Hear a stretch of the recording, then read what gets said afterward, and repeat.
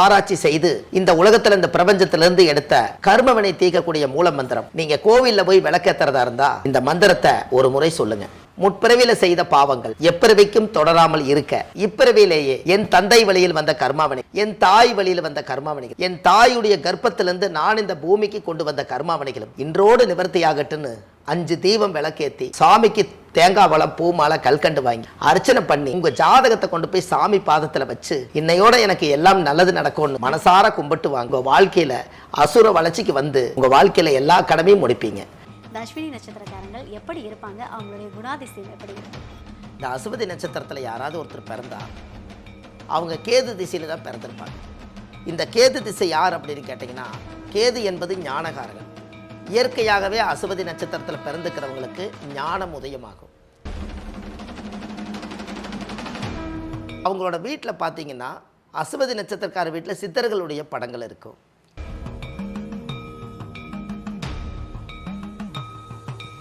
அப்போ தெய்வத்தினுடைய சப்போர்ட்டு அனுகிரகம் எல்லாமே அசுபதி நட்சத்திரக்காரர்களுக்கு உண்டு.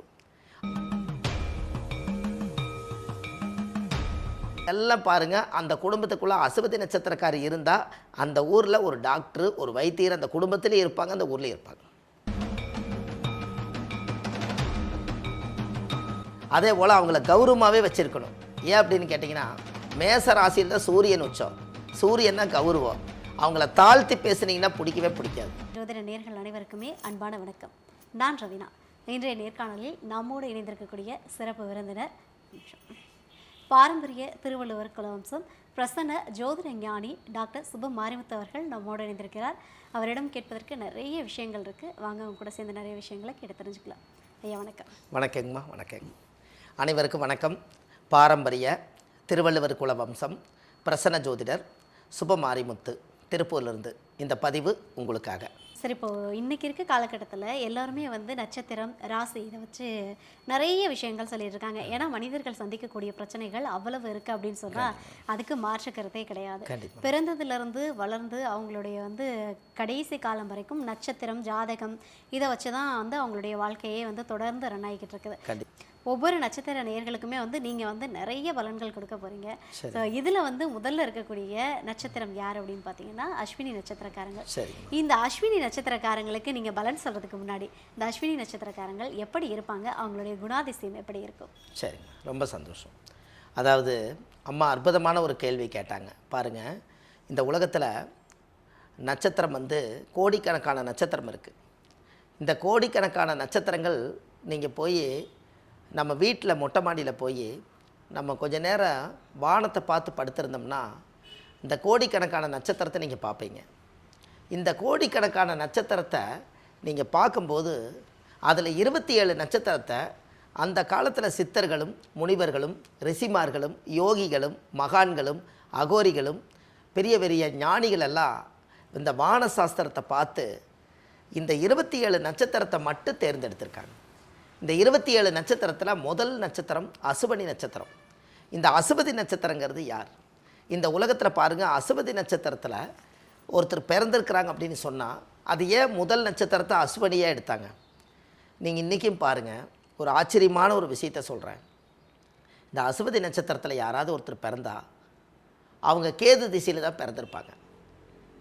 இந்த கேது திசையில் தான் அவங்க பிறக்கணும். இந்த கேது திசை யார் அப்படின்னு கேட்டிங்கன்னா, கேது என்பது ஞானகாரகன். இயற்கையாகவே அசுபதி நட்சத்திரத்தில் பிறந்துக்கிறவங்களுக்கு ஞானம் உதயமாகும். அவங்களுக்கு அந்த கேதுங்கிறது ஒரு பெரிய ஞானியுமா, அதனால் ஞான உதயமாகும். அப்போ இந்த ஞானம் எங்கிருந்து வருது அப்படின்னு கேட்டிங்கன்னா, அவங்களுக்கு மட்டும் அமோனிசிய பவர். அமோனிசிய பவர்னு என்ன அப்படின்னா, கடவுள்கிட்டேருந்து பிரபஞ்சத்திலேருந்து கிடைக்க வேண்டிய சக்தியை அவங்கக்கிட்ட கரெக்டாக கடவுளுக்கு இவங்களுக்கு டைரக்ட் டீலிங் உண்டு. அதனால தான் கேது என்பது ஞானகாரகன், கேது என்பது மோட்சகாரகன். இந்த ரெண்டுமே ஞானமும் மோட்சமும் கேதுவோட கண்ட்ரோலில் போயிடுச்சு. அதனால தான் முதல் திசை அந்த காலத்தில் ஞானிகள் எல்லாம் முறையாக இந்த கேது திசையில் தான் ஆதி காலத்தில் பிறந்திருக்காங்க. அதனால தான் சித்தர்கள் ஆனாங்க. சித்தர்கள் ஆகிறதுக்கு என்ன ஐதீகம்னா, ஆன்மீகத்தை கடைப்பிடிச்சி இந்த உலக மக்கள் நலனுக்காக ஏதாவது ஒரு நல்ல விஷயத்தை செய்யணுங்கிறதுக்காகத்தான் இந்த ஆன்மீக நட்சத்திரத்திலேயே முதல் நட்சத்திரம் அசுபனி. இந்த அசுபனி நட்சத்திரம் அசுத்தாமன் பிறந்த நட்சத்திரம். இந்த அசுத்தாமன் பிறந்த நட்சத்திரங்கிறது உங்கள் வாழ்க்கையில் எங்கே இருக்குது அப்படின்னு கேட்டிங்கன்னா, ஜாதகத்தில் அந்த வீட்டில் பாருங்கள் மேச ராசியில் தான் பிறந்திருப்பாங்க. முதல்ல இவங்களோட வீடு பார்த்திங்கன்னா எப்படி இருக்குன்னா, அசுவதி நட்சத்திரம் மேசராசிக்கார் வீடு பார்த்திங்கன்னா, ஒரு சராசரியாக ஒரு கிராமத்தில் வாழ்ந்தாங்கன்னா இந்த வீடு வந்து பள்ளமாக இருக்கும், இல்லை ரோட்டுக்கு பள்ளம், இல்லாட்டி வீட்டுக்கு பள்ளமாக இருக்கும். ரெண்டாவது, அவங்களோட வீட்டில் பார்த்திங்கன்னா அசுவதி நட்சத்திரக்கார வீட்டில் சித்தர்களுடைய படங்கள் இருக்கும். ரெண்டாவது, ஆன்மீகத்தினுடைய பழைய புராணங்கள், ராமாயணம், மகாபாரதம், இந்த மாதிரி பழைய நூல்கள் எல்லாம் அவங்க வீட்டில் இருக்கும். ரெண்டாவது, அசுவதி நட்சத்திரத்தில் பிறந்துக்கிறவங்க பிறக்கும்போதே கேது திசையில் அவர் பிறந்திருப்பார். அவர் பிறந்து தலையெடுத்து ஆன்மீகத்துக்குள்ளே போனதுக்கப்புறம் தான் அந்த குடும்பமே ஒரு மாற்றத்துக்கு வரும். அப்போ தெய்வத்தினுடைய சப்போர்ட்டு, அனுகிரகம் எல்லாமே அசுவதி நட்சத்திரக்காரர்களுக்கு உண்டு. அவங்ககிட்ட பாருங்கள், அசுவதினா கேது, கேதுன்னா விநாயகர், விநாயகருடைய வாகனம் வந்து யானை, யானையோட பலம் யானைக்கே தெரியாதான் அப்படின்னா பாருங்கள். ஓகே, என்னங்கம்மா? Okay sir. யானையோட பலம் யானைக்கே தெரியாதுங்களா? ஏன் அப்படின்னு கேட்டிங்கன்னா, யானை வந்து நம்மளை விட பெரிய உருவம் இல்லைங்களா? ஆனால் அந்த பெரிய உருவம், ஆனால் ஆனைக்காரு வளர்த்துறவர் பார்த்திங்கன்னா சின்னதாக ஒரு குச்சியை வச்சுட்டு அந்த ஆனை பக்கத்தில் நிற்கிறாரு. அத்தச்சோடு யானை அந்த குச்சிக்கு சத்தியத்துக்கு கட்டுப்பட்டு அந்த யானை அந்த குச்சியை நீட்டினா அது உட்காருது, எந்திரிக்குது. அப்போ அவ்வளோ பெரிய சத்தியத்துக்கு கட்டுப்பட்டுருக்குதுன்னா அதனால தான் அசுவதி நட்சத்திரக்காரு சத்திய வாக்கு கொடுத்தா காப்பாற்றுவாங்களாம். அதனால தான் அந்த யானை வந்து சத்தியத்துக்கு அந்த குச்சி வந்து குழிக்குள்ளே இறக்கி விட்ருவாங்களா. யானையோட வரலாறு தெரியும் இல்லைங்களா? யானையை வந்து நம்ம மனிதர்கள் சொன்னபடி கேட்கணும் அப்படின்னா ஃபஸ்ட்டு ஒரு பெரிய குழிக்குள்ளே வந்து யானை இறக்கி விட்ருவாங்களாம். யானை இறக்கி விட்டு இந்த நான் சொல்கிறதெல்லாம் நீ செய்யணும்னு சொல்லி இந்த குச்சிக்கட்டை வந்து சத்திய வாக்கு வாங்குவாங்களாம்.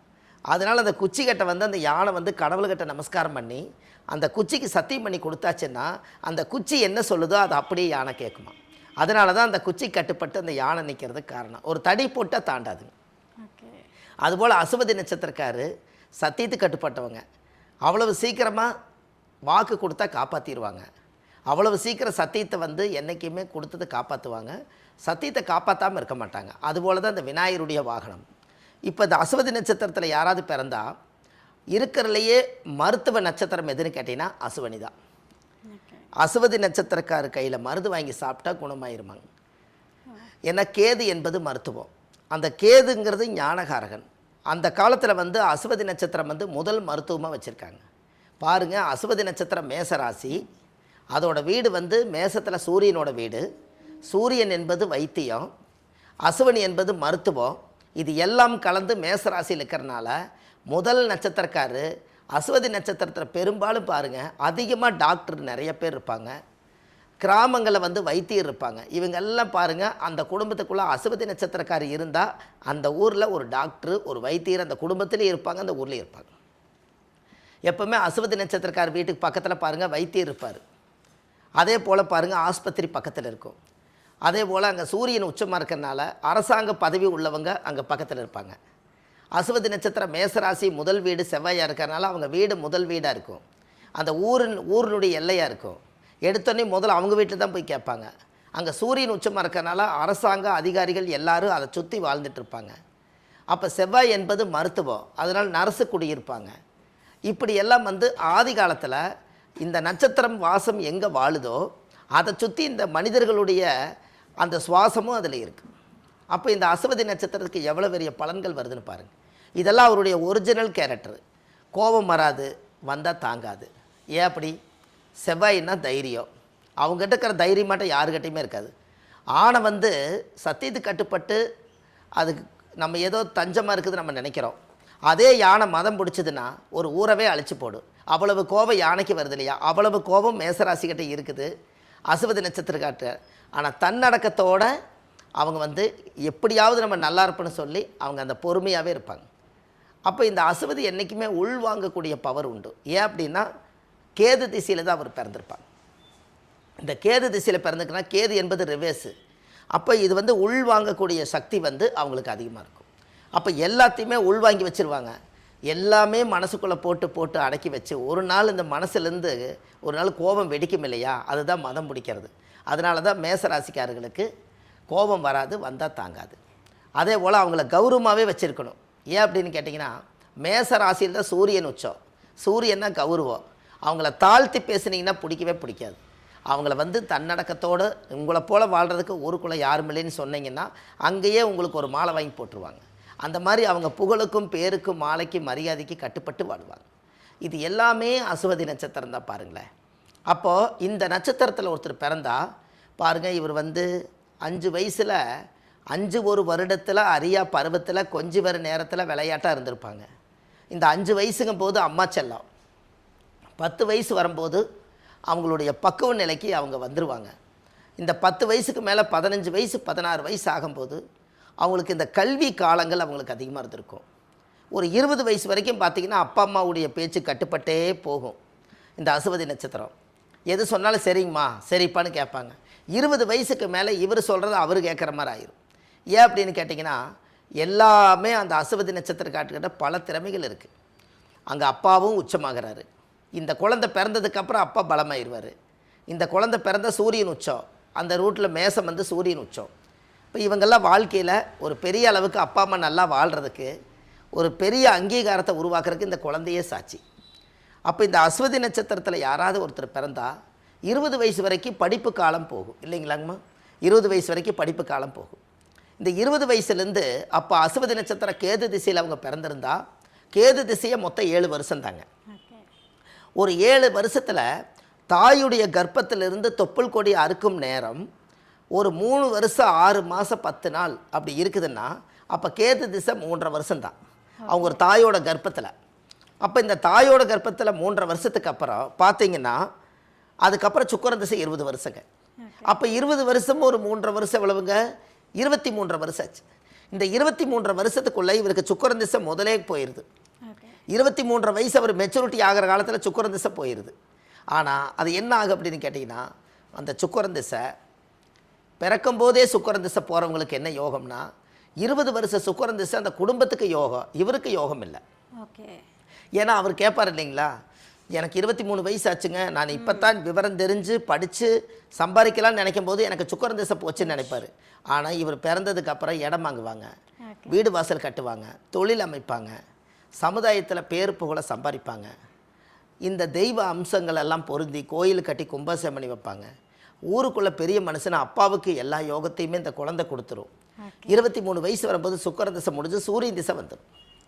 அப்போது 23 வயசுக்கு மேலே இவருக்கு படிப்பு காலம் முடிஞ்சிருங்களா. கண்டிப்பாக ஆணுக்காக இருந்தாலும் சரி பெண்ணுக்காக இருந்தாலும் படிப்பு காலம் 20லேருந்து 23 வயசுக்குள்ளே முடிஞ்சிடும்.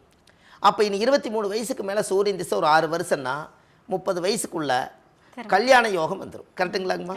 இப்போ பாருங்கள், அவருக்கு சூரியன் திசைக்கு அசுவனி நட்சத்திரத்தில் பிறந்துக்கிறவங்களுக்கெல்லாம் அந்த பார்டரில் பார்த்தீங்கன்னா சுக்கிரன் திசை கடைக்கூர்லையும் சூரியன் திசையில் தான் உங்களுக்கு கல்யாணம் நடந்திருக்கு. இது நீங்கள் ஜாதகத்தை எடுத்து இப்போ செக் பண்ணினாலும் ஆமாங்க, எனக்கு கரெக்டாக 22 வயசு 23க்கு மேலே பொண்ணு பார்த்தாங்க, கல்யாணம் பண்ணேன். கரெக்டாக பார்த்தீங்கன்னா நீங்கள் சொன்ன மாதிரியே 30 வயசுக்குள்ளே எனக்கு கல்யாணம் முடிஞ்சிருச்சும்பாங்க. சில பேர்த்துக்கு திருமண தடை தோஷம் இருக்குங்க, அவங்களுக்கு எப்போவோ கல்யாணம் ஆகும். ஆனால் ஆர்டர் படி சூரியன் திசைக்குள்ளே இந்த உலகத்தில் அநேகம் பேருக்கு கல்யாணம் பண்ணி வச்சிடும் அசுவதி நட்சத்திரம். அப்போ பாருங்கள், அசுவதி நட்சத்திரத்தில் ஒருத்தர் பிறந்தால் சூரியன் திசையில் அவங்க கல்யாணம் பண்ணுறாங்க. அப்படின்னு என்னங்க, அப்பா தான் சூரியன், அப்பாவோட உயிர் கரு போய் அம்மா கர்ப்பத்தில் வச்சு தானே ஒரு குழந்தை உருவாகுது. அப்போ கரு உருவாகும் போதே கர்மா உருவாயிருமா, அப்போவே பிறக்கும் போதே விதைக்கப்பட்டது. உனக்கு அசுவதி நட்சத்திரத்தில் பிறந்தால் கேது திசை முடிஞ்சு சுக்கிரன் திசை முடிஞ்சு 3ஆம் திசை சூரியன் திசை. இந்த 3ஆம் திசை சூரியன் திசை வந்தாச்சுன்னா அவங்களுக்கு யோகம் வந்தாச்சு. அப்போ சூரியன் திசையில் இவர் கல்யாணம் பண்ணுவார்.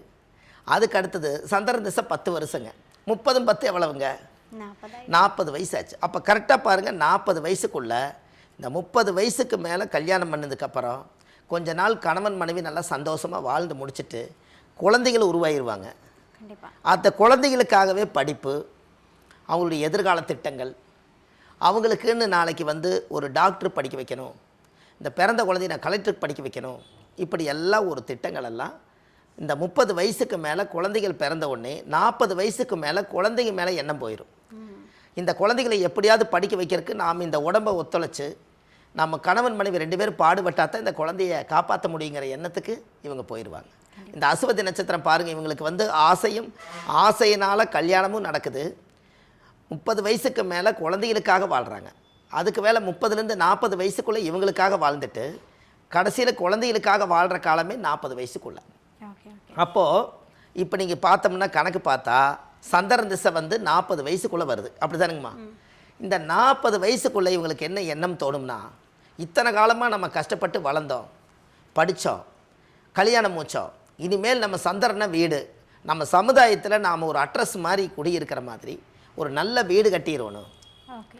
நம்ம கால்நடையாக போகாமல் ஒரு கௌரவமாக நம்மளுடைய ஒரு வாகனத்தில் ஒரு கார் வாங்கணும். இந்த எண்ணம் 30லேருந்து 40 வயசுக்குள்ளே அசுவதி நட்சத்திரக்காருக்கு வரும். இந்த யோகத்தை அது கொடுத்துருங்க. சந்திரன் என்பது ரிஷபத்தில் உச்சமாவார். ரிஷப வாகனம் அந்த காலத்தில் கண்ணன் தேரோட்டினார். அது மாதிரி அந்த சந்திர திசையில் பிறந்த ரோகிணி கார் ஓட்டும். அப்போ காரு வீடும் 40 வயசுக்குள்ளே இந்த யோகங்க. யாருக்கு? அசுவதி நட்சத்திரத்தில் பிறந்துக்கிறவங்களுக்கு. இந்த காரு வாங்கி வீடு வாசலெல்லாம் கட்டும்போது 40 வயசுக்கு மேலே அந்த சந்திர திசையில் ஒரு வீட்டை கொடுத்துரும். இல்லை அவங்க லோன் வாங்கியாவது கட்டுவாங்க. ஓகே. அதாவது யோகம்ங்கிறது ஒரு மனிதனுக்கு சம்பாரித்து தான் வரணுங்கிறது இல்லை. கடன் வாங்கியாவது வீட்டை கட்டி இந்த குழந்தைகளை எல்லாம் வாடகை வீட்டில் இருக்கிறவங்கள சொந்தமாக்கி இந்த சமுதாயத்துக்குள்ளே நானும் சொந்த வீட்டில் இருக்கிறேன்னு ஒரு புண்ணிய கிரகப்பிரகாசம் பண்ணி அவங்க வாழ்ந்த தாய் தந்தைகள், அவங்களுடைய சமுதாயத்தில் இருக்கக்கூடிய மக்கள் எல்லாத்தையும் ஒருங்கிணைச்சு, நான் இந்த இடத்துல வீடு வாசல் கட்டியிருக்கேன், எல்லோரும் வந்து என்னை ஆசீர்வாதம் பண்ணிட்டு போங்கன்னு சொல்லி 40 வயசுக்குள்ளேயே கல்யாணம் பண்ணி வீடு வாசல் அமைஞ்சு குழந்தை அமையிறது அசுவதி நட்சத்திரக்காரர்களுக்கு 40 வயசுக்குள்ளே இது எல்லாமே நடந்திருக்கு. என்னங்கம்மா? ஓகே. இதை நீங்கள் இப்போ செக் பண்ணிங்கனாலும் ஒரு பேனாவும் ஒரு நோட்டும் எடுத்துக்கோங்க. நீங்கள் தாயோட கர்ப்பத்தில் பிறக்கும்போது எவ்வளவு இருப்பு இருக்குதுன்னு பாருங்கள். அதில் ஒரு 6 மாதம் ஒரு வருஷம் நம்ம சொல்கிறதுல முன்ன பின்ன இருக்கலாம். ஆனால் இந்த ஆர்டராக நம்ம எந்த வயசில் படித்தோம், எந்த வயசில் கல்யாணம் பண்ணோம், எப்போ குழந்தை பெற்றோம், எப்போ குழந்தைக்காக வாழ்ந்தோம், எப்போ வீடு கட்டணும்னு எடுத்து பார்த்தீங்கன்னா இந்த அசுவதி நட்சத்திரம் பிறந்துக்கிறவங்களுக்கு 40 வயசுக்குள்ளே இதெல்லாம் ஆர்டராக நடந்துடும். இது பெரிய மிராக்கல் தாங்க. கண்டிப்பாக கண்டிப்பாக. என்னங்கம்மா? இப்போ பிறந்ததுலேருந்து 40 வயசு வரைக்கும் என்ன அஸ்வதி நட்சத்திரத்துக்கு நடந்திருக்கு அப்படின்ட்டு ஒவ்வொரு விஷயம் துல்லியமாக போட்டு வச்சுருக்கீங்க. ஆமாங்கம்மா. ஓகே. அது நல்ல விஷயங்க. அப்போது 40 வயசுக்கு மேலே இப்போ பாருங்கள், குழந்தைகள்லாம் பிறந்துருச்சு, அவங்கள படிக்க வச்சுட்டுருக்குறாங்க. இப்போ கரண்ட்டில் 40ல் குழந்தைகளை படிக்க வச்சுட்டு இவங்களும் வேலை வெட்டி செய்கிறாங்க, அறிவுபூர்வமாக யோசிக்கிறாங்க. இப்போ 40 வயசுக்கு மேலே சந்திர திசை முடிஞ்சோடனே செவ்வாய் திசை ஒரு 7 வருஷங்க. அப்போ 47 வயசுங்கும் போது செவ்வாய் திசை வந்துடும். 48 என்பது ஒரு மண்டலம்.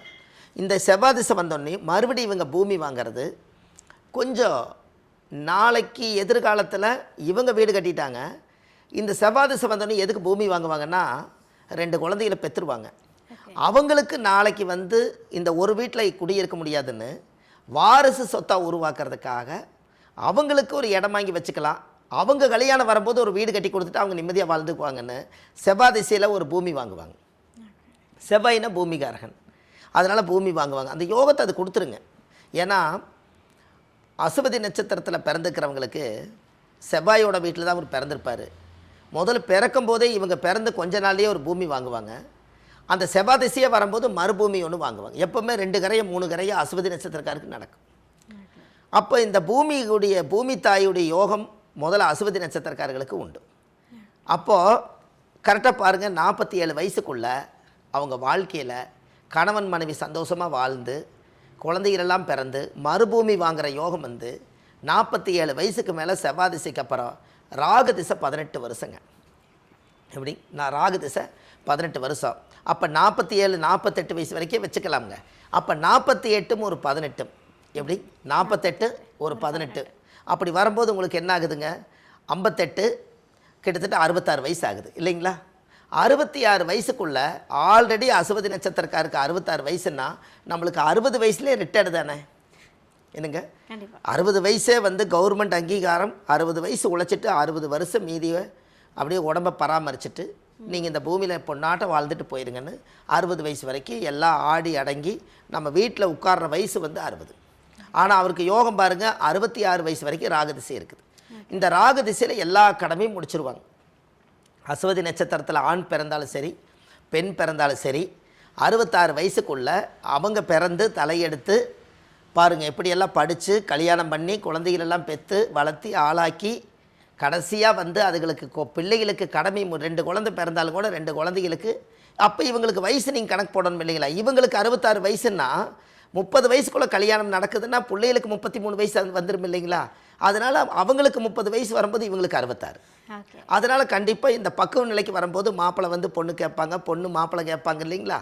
அப்போ 60 வயசுக்குள்ள இவங்க பெத்த குழந்தைங்க 2 பேர்த்துக்குமே கல்யாணம் பண்ணி கொடுத்து அந்த குழந்தைங்களுக்கு பேர்காலம் பார்த்து அதுகளுக்கு வளகாப்பு செய்து அந்த வளகாப்பு செஞ்ச குழந்தை எடுத்து இந்த அம்மா எடுத்து வளர்த்துற அளவுக்கு 66 வயசுக்குள்ளே இவ்வளோ யோகத்தை கொடுக்குதுங்க அசுவனி நட்சத்திரத்துக்கு. இது எப்படின்னு பாருங்களேன். Super super. அதாவது பிறப்பிலிருந்து இறப்பு வரை அப்படின்ற மாதிரி ஆமாங்க. அஸ்வினி நட்சத்திரக்காரங்கள் வந்து தன்னுடைய கொள்ளு பேத்தி வரைக்குமே வந்து ஆமாங்க. அந்த வாழ்க்கையை ரொம்ப அழகா வாழ்வாங்க. அழகாக வாழ்கிறதுக்கு அந்த திசை ஆர்டர் கொடுக்குதுங்க. ஆ, பிறக்கும்போது கேது திசையில் பிறந்தாங்க. 1ஆம் திசை, 2ஆம் திசை சுக்கிரன் திசை, 3ஆம் திசை சூரிய சூரியன் திசை, 4ஆம் திசை சந்திரன் திசை, 5ஆம் திசை செவ்வாய் திசை, 6ஆம் திசை ராகு திசை. இருக்கிறதே 9 திசை தான். கண்டிப்பா. இதில் 6ஆம் திசைக்குள்ளேயே 6ஆம் இடம் என்பது உழைப்பு அடங்கிருது. 6 என்பது உழைச்ச பலன் பின்னாடி வந்துடுது. ஓகே. இவங்க வாழ்க்கையில் எப்படியோ கஷ்டப்பட்டு இவங்களுக்கு 66 வயசு வரைக்கும் அப்போ இந்த கஷ்டத்தை அனுபவிச்சு தான் ஆகணும். நல்லதோ கெட்டதோ எல்லாத்தையும் இந்த உலகத்தை சுற்றி பார்த்துட்டு 60 வயசுக்குள்ளே தன்னுடைய பெண்கள் நம்மளுடைய பெத்த மக்களுக்கு கல்யாணம் பண்ணி வச்சுட்டு அவங்க நிம்மதியாக வாழக்கூடிய காலம் ராகு திசையில் தான் அவங்க வந்து வீட்டோடு உட்காருவாங்க. அவங்கள வேலைக்கே போக சொன்னாலும் ராகு திசை வந்தால் அவ்வளோதானுங்க. என்னோடய உடம்பு நல்ல ரத்தம் இருந்தது, ஒரு காலத்தை நான் உழைச்சேன், நான் பாடுபட்டேன் பாருங்க, அந்த பிள்ளைக்கு நான் வந்து இடம் வாங்கி வச்சேன், கொஞ்சம் நகை நட்டு சேர்த்தி வச்சேன், ஒரு இடம் வாங்கி வீடு கட்டி வச்சேன், இவ்வளோ தாங்க இந்த நெஞ்சு பாடுபட்டுது. இப்படியெல்லாம் ஆதி காலத்தில் முன்னோர்கள் கஷ்டத்தோட வறுமையிலையும் கூட அவ்வளவு தூரம் தன்னுடைய பிள்ளைகளுக்காக வாழக்கூடிய ஒரே நட்சத்திரம் அசுவனி. குழந்தைகளுக்காகங்க. என்ன இதில் என்னென்னா ஒரு விஷயம் என்னென்னா அசுவதி நட்சத்திரக்காருடைய குடும்பத்துக்குள்ளே கருக்கலைப்பு நிறைய நடக்கும். எப்படி கருக்கலைப்பு அப்படின்னா அசுத்தாமன் பிறந்த நட்சத்திரம், அந்த கருக்கலைப்பு நடந்தது. எல்லாருடைய வீட்லேயுமே அசுவதி நட்சத்திரக்கார வீட்டில் ஒரு கருக்கலைப்பாது வரும். அதனால் என்ன அப்படின்னு கேட்டிங்கன்னா இந்த குழந்தைகளுக்கு வந்து அந்த தோஷங்கள் வராமல் இருக்கிறதுக்காக எப்பவுமே குரு பகவானை இவங்க கையோட கும்பிடணும். குரு தான் குழந்தை, அதனால் அதை கையோட கும்பிடணும். ரெண்டாவது அசுவதி நட்சத்திரத்தில் இவ்வளவு தூரம் இவங்க ட்ராவல் பண்ணி வரும்போது கடைசி காலத்தில் தெய்வ அம்சத்தோட இவங்க நிம்மதியாக வாழ்ந்து பேரு புகழெல்லாம் சம்பாரித்து கடைசியாக அந்த குழந்தைகளுக்கெல்லாம் தன் கடமையெல்லாம் முடித்து வச்சுட்டு இவங்க வாழ்க்கையில் இனிமேல் நம்மளுக்கு எல்லா பிரச்சனையும் முடிஞ்சுது, இனி நம்ம கணவன் மனைவி நம்ம வந்து அமைதியாக வாழ்ந்துட்டு குழந்தைங்க வந்து பேரம்பேத்தி கொடுத்தா நம்ம வளர்த்துவோம், இல்லைன்னா நம்ம கோயிலாக போய் புண்ணியத்தை தேடுவேன்னு சொல்லி கடைசி காலத்தில் ஆன்மீகம் தான் கை கொடுக்குங்க. என்னங்கம்மா, ஆன்மீகம் தான் கை கொடுக்கும். இந்த ஆன்மீகத்துக்காக எந்த கோயிலுக்காக இருந்தாலும் அவங்க விளக்கு போடுவாங்க, பூஜை பண்ணுவாங்க, சாமி கும்பிடுவாங்க, வீட்டை கோயிலாட்ட வச்சுருப்பாங்க.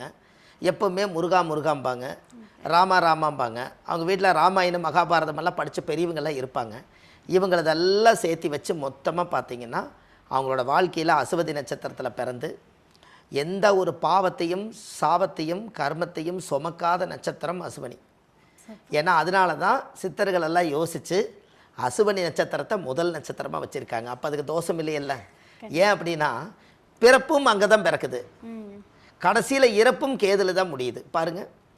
அதாவது அசுவதி நட்சத்திரம் கேது என்பது மோட்சம்னு அதை நம்ம சொல்கிறோம், விதையை விதைச்சதும் அசுவனியில் தான் சொல்கிறோம். அப்போ ஞானகாரகனும் மோட்சகாரகனும் அவர் தானே. அப்போ ஒரே உயிருக்குள்ளே 2 அர்த்தத்தை வச்சுருக்காரு ஆண்டவன். இப்படியெல்லாம் யோசிச்சிருப்பாங்கன்னு பாருங்கள். 18 சித்தர்கள் எதுக்காக இந்த உலகத்துக்கு வந்தாங்கன்னா லட்சக்கணக்கான சித்தர்கள் வாழ்ந்திருக்கலாம், ஆனால் இந்த உலக பிரபஞ்சத்துக்கு கனெக்டட் ஆனவங்க 18 பேர் தான். அதனால தான் 18 சித்தர்கள்னு பேர். அந்த 18 சித்தர்களில் யாரோ ஒருத்தர் அசுவதி நட்சத்திரத்தை இந்த உலகத்தில் பிரபஞ்சத்தில் இப்படித்தான் வாழ்ந்துட்டு போகணும்னு சொல்லி ஆதி காலத்தில் சாஸ்திரப்படி எழுதுனதுனால அதன்படி ஆர்டராக இன்றைக்கி இந்த திசையை கண்டுபிடிச்சது சித்தர்கள் தான், அந்த புத்தியை கண்டுபிடிச்சது சித்தர்கள் தான். இந்த திசைகளுக்கெல்லாம் வருஷம் போட்டது அவங்க தானே போட்டிருப்பாங்க. 120 வருஷம் ஒரு மனிதனுக்கு ஆயுள் வேணும்னு சொல்லி இது யார் இதை கண்டுபிடிச்சிருப்பா? பெரிய மிராக்கள் இல்லைங்களா? நீங்கள் 120 வருஷம் வரும்போது உடம்பு மெலிஞ்சு தடி ஊனிடுறாரு இல்லைங்க. அப்போது அந்த காலத்திலேயே ஆதி காலத்திலேயே தடி ஊன்றது எந்த உடம்பு வந்து எவ்வளவு நாள் இந்த ரத்தம் வந்து நம்மளுக்கு பிடிப்பில் நிற்கும், தாயுடைய கர்ப்பத்திலேருந்து தொப்புள் கொடி அறுக்கும்போது குழந்தை சக்தி, அதுக்கப்புறம் மனித சக்தி, அதுக்கப்புறம் ஞான சக்தி, அதுக்கப்புறம் இந்த மோட்ச சக்தி, இது வரைக்கும் வரும்போது கரெக்டாக பார்த்தா 120 வருஷத்துக்கு தான் இந்த உடம்பு கெப்பாசிட்டி தாங்கும். இந்த 120 வருஷத்தை எப்படி கொடுத்துருக்காங்கன்னா அந்த காலத்தில் சூரியன் திசை 6 வருஷம், சந்திரன் திசை 10 வருஷம், செவ்வாய் திசை 7 வருஷம், ராகு திசை 18 வருஷம், குரு திசை 16 வருஷம், சனி 19 வருஷம், புதன் 17 வருஷம், கேது 7 வருஷம், சுக்கிரன் 20 வருஷம். இதை மொத்த கூட்டினீங்கன்னா 120 வருஷம் வரும். இந்த 120 வருஷம் இவங்க ஒவ்வொரு நாளும் கடக்கும்போது இவங்க உடம்புல இருந்து ஒரு நாள் கழிச்சிட்டால் 120 வருஷத்தில் ஒரு நாள் கழிஞ்சாலும் ஒரு வருஷம் கழிஞ்சாலும் இவங்களோட ஆயுள் 120 வருஷத்துக்கு தான் ஆண்டவன் அந்த காலத்தில் எழுதி வச்சுருக்காங்க. அந்த 120 வருஷம் முடிஞ்சோடனே நீ போயிட்டு இந்த பூமிக்குள்ளேருந்து போயிட்டு மறுபிறவை எடுத்து வா அப்படிங்கிறக்காகத்தான் அசுவதி நட்சத்திரம் என்பது மோட்சத்துக்கு போங்கன்னு ஆதி காலத்திலே முன்னோர்கள் அதை உருவாக்கியிருக்காங்க இல்லைங்களாம்மா? இதுக்கு எல்லாத்துக்குமே இந்த நட்சத்திரத்துக்கு ஒரு கோயில் வேணும் இல்லைங்களா? கண்டிப்பாக. இந்த நட்சத்திரத்துக்குன்னு ஒரு கோயில் வேணும் இல்லைங்களா? அந்த கோயிலை வந்து வாழ்க்கையில் அசுவதி நட்சத்திரத்தன்னைக்கு இந்த பூமிக்கு நீங்கள் வந்திருக்கிறீங்கன்னா அந்த பூமிக்கு வரும்போது அந்த அசுவதி நட்சத்திரத்தினுடைய தாயுடைய வாசலுக்கு நீங்கள் போயிட்டு வந்தால் தானே உங்களுடைய ஜென்ம நட்சத்திர தோஷ நிவர்த்தி ஆகும். என்னங்கம்மா? எல்லாரும் அதை நம்ம தெரிஞ்சுக்கணும் இல்லைங்களா? என்னங்கம்மா? அப்போ நம்மளுடைய நட்சத்திரத்துக்குன்னு ஒரு கோயில் இருக்குதுங்க இந்த உலகத்தில். அதுவும் சித்தர்கள் தான் கட்டி வச்சுருக்காங்க. அதுவும் நம்ம கட்டி வைக்கலைங்க. ஆதி காலத்தில் கனபூதங்கள் எல்லாம் கட்டி வச்சு எத்தனையோ மகான்கள் எல்லாம் பூஜை பண்ணி அவங்கவுங்களுடைய நட்சத்திர தோஷத்தை நிவர்த்தி பண்ணுறதுக்காக பெரிய மகான்களே அந்த கோயிலுக்கு போய் வணங்கிட்டு வந்திருக்காங்க. இந்த மனித பிறவி இந்த ஜென்ரேஷன் தாங்க. ஒரு 300-400 வருஷத்துக்கு முன்னாடி எல்லாமே நீதியாக வாழ்ந்தவங்க நிறைய பேர் இருப்பாங்க. அவங்கெல்லாம் மகான்களாக மாறி இருப்பாங்க. அவங்கெல்லாம் போய் நான் இந்த நட்சத்திரத்தில் பிறந்தால் அதுக்கு அடையாளம் அந்த நட்சத்திரத்தினுடைய சிவனவோ அந்த பெருமாளவோ நான் பார்த்துட்டு வந்தால் தான் எனக்கு மோட்சம் கிடைக்குன்னு பிறந்த நட்சத்திர கோயில் போயிட்டு வந்தால் தான் பிறப்பு திசை வேலை செய்யும்.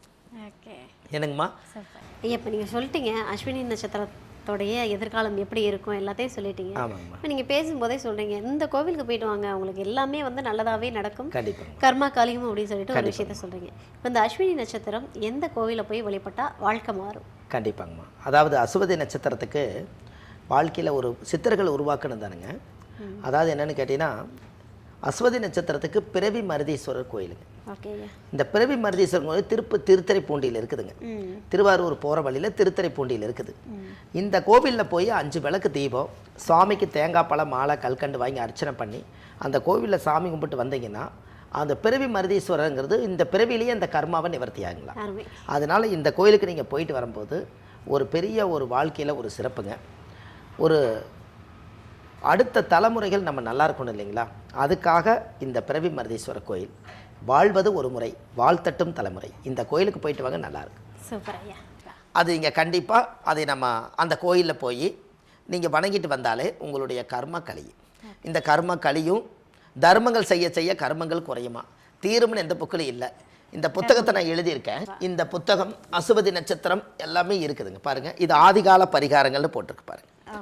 ஆதிகால பரிகாரங்கள். இந்த புக்கு வந்துங்கம்மா 1736 பரிகாரம். இது ஒரு பெரிய புத்தகம் தெரியுதுங்களாங்கம்மா? இந்த பாருங்க, இது வந்து ஒரு பெரிய புத்தகம். முருகர் வந்து இது ஒரு காட்சி கொடுக்கறது மாதிரி. இதில் 1736 பரிகாரம் கொண்ட புத்தகம். இந்த புத்தகம் வந்து நம்ம பாரம்பரிய திருவள்ளுவர் குல வம்சத்தில் பிறந்து இந்த உலகத்தில் நம்ம என்னைக்காவது ஒரு நாள் இந்த பூமிக்குள்ளே நம்ம வந்து ஒரு நாள் போய் சேருவோம். அந்த சேர்ந்ததுக்கு அப்புறம் கூட நம்ம வாழ்றதுக்கு அப்புறம் இந்த புத்தகம் நம்மளுக்கு வாழு இல்லைங்களா? அதனால் ஆமாம், புத்தக வாழு. புத்திரம் பிறக்கும், புத்தகம் பிறக்குமா? எப்படிங்கம்மா? புத்திரம் வாழும், புத்தகம் பிறக்குமா? புத்திரம் பிறக்கும். இன்னைக்குலேருந்து நாளை குழந்தை பெற்றுக்கலாம், ஆனால் இந்த புத்தகத்தை பெற்க முடியுமா? அப்போ புத்திரம் பிறக்கும், புத்தகம் பிறக்குமா? அந்த புத்தகம் பிறக்க வைக்கணுங்கிறதுக்காக ஒரு 32 வருஷ ஜோதிட அனுபவத்தில் இந்த புத்தகத்தை எழுதி இந்த உலகத்துக்கு வந்து ஒரு சேவையாக சமர்ப்பணம் பண்ணியிருக்கேங்க. அந்த புத்தகம் இது ஆன்லைன்லேயே கிடைக்குதுங்க. இன்றைக்கி எல்லாருமே இதை வந்து ரொம்ப விருப்பப்படுறாங்க. 1736 ஆதிகால பரிகாரம் நீங்கள் சொல்கிறீங்களே, அப்போ கண்டிப்பாக இந்த புத்தகம் ஒவ்வொரு வீட்டில் இருக்க வேண்டியது. எழுதுறதுக்கு எவ்வளோ சிரமப்பட்டிருப்பீங்க. எப்படியாவது இந்த புத்தகத்தை வாங்கி நம்மளும் இந்த ஆன்மீகத்தை தெரிஞ்சுக்கணும், ஜோதிடங்களை பற்றி தெரிஞ்சு நம்ம வம்சத்துக்கு நம்ம தலைமுறைக்கு காப்பாற்றுறதுக்கு இதில் ஏதாவது ஒரு நல்ல விஷயத்தை படித்து நிறைய பேர்த்து காப்பாற்றோன்னு இந்த புத்தகத்தை இப்போ நிறைய பேர் ஆன்லைன்லேயே வாங்குறாங்க. இந்த கீழே போயிட்டு இருக்கிற நம்பருக்கு நீங்கள் கால் பண்ணிங்கன்னா இந்த புத்தகம் ஆன்லைன் 2 நாளில் உங்களுக்கு கிடச்சிரும். ஆமாங்க, இது ஒன்று உருவாக்கியிருக்கேன். அதே போல் பாருங்கள், இதுதான் அசுவதி நட்சத்திரம். இது புத்தகத்தை பாருங்கள் எப்படி இருக்குது, பார்த்துட்டிங்களா? பாருங்கள், ரைட்டு, இது விட்டுருங்க. இவர் பாருங்கள், விஸ்வாமுத்திரர் தெரியுதுங்களாங்கம்மா? விஸ்வாமுத்திரர் தெரியுதுங்களா? இவர் வந்து விஸ்வாமுத்திரர். இந்த விஸ்வாமுத்திரர் வந்து திருநெல்வேலி மாவட்டம் கூடங்குளம் விஜயாபதி விஸ்வாமுத்திரருடைய ஆலயம். அந்த இடத்துல தான் அவருடைய மூலஸ்தானம் இருக்குது. அந்த கோவிலுடைய இருக்கக்கூடிய விஸ்வாமுத்திரருடைய மூல மந்திரம் தான், மூல எந்திரம் தான் இது. இந்த எந்திரம் வந்து இதுவரைக்கும் யாரும் வந்து உருவாக்க முடியல. ஏன் உருவாக்க முடியல? இதோட ஆதி மூலம் தெரியல. அதனால் எந்திரம் இது வரைக்கும் இல்லை. அந்த கோவிலில் போய் பார்த்தா அந்த எந்திரமே இல்லை, ஸ்ரீசக்கரம் தான் இருக்குதுங்க. அதனால் அவரவே ஸ்ரீசக்கரத்தில் உட்கார வச்சு அந்த விஸ்வாமுத்திர பல லட்சம் வருஷங்கள் தவம் இருந்தவரை ஏன் இதை நம்ம செஞ்சு மக்களுக்கு இந்த விஸ்வாமுத்திர ஒவ்வொரு வீட்லேயும் உட்கார வைக்க முடியாது, நம்ம செய்வோன்னு சொல்லி இந்த விஸ்வாமுத்திரனுடைய எந்திரத்தை முதல் முறையாக 2025 இந்த எந்திரத்தை வெளியிடுறாங்க. எல்லா மக்களுக்குமே இது கீழே போயிட்டு இருக்கிற நம்பருக்கு இந்த மகா எந்திரம் இது அப்படியே கிடைக்குது. விஸ்வாமுத்திர மகாலிங்கேஸ்வரருங்க இவர். இதுக்குள்ளே மூலமந்திரங்கள் இவர் ஒரு ஜோதிடமே அடங்கி இருக்குதுங்க. இதுக்குள்ளே அவ்வளோ பெரிய சக்தி வாய்ந்த இது மூலமந்திரம். இழந்த சக்தியை மீட்டெடுக்கக்கூடியவர் விஸ்வாமுத்திரர். ராமருக்கே பரிகாரம் பண்ணவர் அப்போ விஸ்வாமுத்திரர். அப்பேற்பட்ட எந்திரத்தையும் இதை நம்ம தயார் பண்ணியிருக்கோம். எல்லாமே பாருங்கள், இந்த அசுபதி நட்சத்திரம் சொல்லும் போது தான் இந்த பதிவே வருது இல்லைங்களாம்மா. இது மக்களுக்காக இதை செய்திருக்கேன். ஓகே, இதில் நிறைய விஷயங்கள் என்னங்கம்மா. பாருங்க, நல்லா இருக்கான்னு பாருங்க, தெரியுதுங்களாங்கம்மா. இது பஞ்சலோக தகடுங்க. ஓகே, இதுலயே அந்த ராசி கொடுத்துருக்கீங்க. எல்லாமே 27 நட்சத்திரம், 12 ராசி, 9 கிரகம், 60 வருஷங்கள், திதி, யோகம், கரணம், கிழமை, பஞ்சபூதம், நீர், நெருப்பு, காற்று, பூமி, ஆகாயம் எல்லாம் முடிச்சு விஸ்வாமுத்திர மகாலிங்கேஸ்வரர் அவர் ஸ்ரீசக்கரம். அதுலேயே இன்னொன்று கீழே கொடுத்துக்கிறேன் பாருங்க. விஸ்வாமுத்திரக்காகவே இந்த புத்தகத்தை எழுதும் போது ஒன்று எடுத்தேன். முற்பிறவியில் செய்த பாவங்கள் எப்பிறவிக்கும் தொடராமல் இருக்க இப்பிறவியிலேயே என் தந்தை வழியில் வந்த கர்மாவனைகளும் என் தாய் வழியில் வந்த கர்மாவனைகளும் தாயுடைய கர்ப்பத்திலிருந்து நான் இந்த பூமிக்கு கொண்டு வந்த கர்மாவனைகளும் இன்றோடு நிவர்த்தியாகட்டுன்னு மனசார விளக்கு போடுங்க. உங்களுடைய கர்மெல்லாம் குறைஞ்சு இந்த உலகத்தை நல்லா இருப்பீங்கன்னு சொல்லி வாழ்வது ஒரு முறை, வாழ்த்தட்டும் தலைமுறை. பாரம்பரிய திருவள்ளுவர் குல வம்சம், பிரசன்ன ஜோதிடர் சுப மாரிமுத்து. நன்றி, வணக்கங்கம்மா.